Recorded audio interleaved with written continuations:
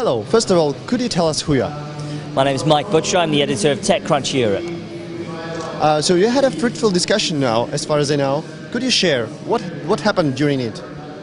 Well, I was on two panels this afternoon here at IDCEE, and the first one was about whether companies and startups should follow a copycat cloning kind of model when they're doing their startups. My position was that they should try to avoid that and to try and innovate first. There is an acknowledged market for clones and copycats in Europe, but I don't think it's a long-term future for entrepreneurs or for startups. The second panel that I moderated was about how do you get into Silicon Valley, as a European or from Ukraine or from Russia or wherever, how do you get into Silicon Valley? How do you sort of make friends, make contacts, do business deals and things like that? And we had a really good discussion about some of the ways people do that. I mean, things like, how do you network? How do Americans network versus the way Europeans network? That Americans tend to network much more quickly.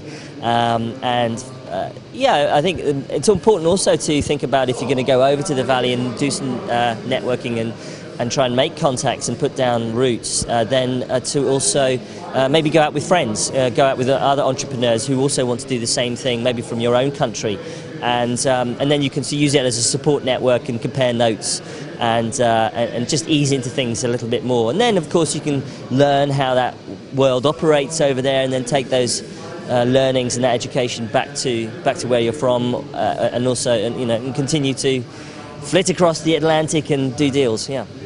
And what do you think? The people from Eastern Europe, for instance, from Europe, are they open for the building networks with West, with Silicon Valley and so on? Oh, absolutely. I think so, and I think it's necessary. I mean, although Europe has some really big markets, I mean, Russia's obviously a huge market, and there are some big markets in Central Europe.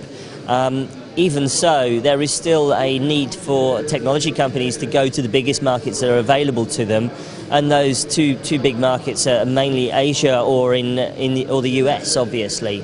And it just makes sense, because if you want to be in the technologies world, most technology products are global in nature, so it makes sense to go for the biggest markets you can find. What do you think about this event in general? Is it useful conference? Well, I've been really impressed, and I was just chatting to the organisers earlier that 3 years ago this was about 50 people. And to look at it today, it's almost Le Web size, which is very large. I think about 700 people now. So it's really excellent to see this going on here in this part of